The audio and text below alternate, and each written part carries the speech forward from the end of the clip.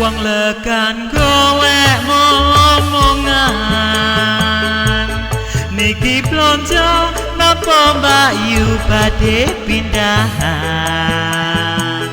ampun gelo Mas sampeyan ampun kujiwa kula rondo anyaran ditinggal lunga awan-awan lunga blonjo ning pasar pahing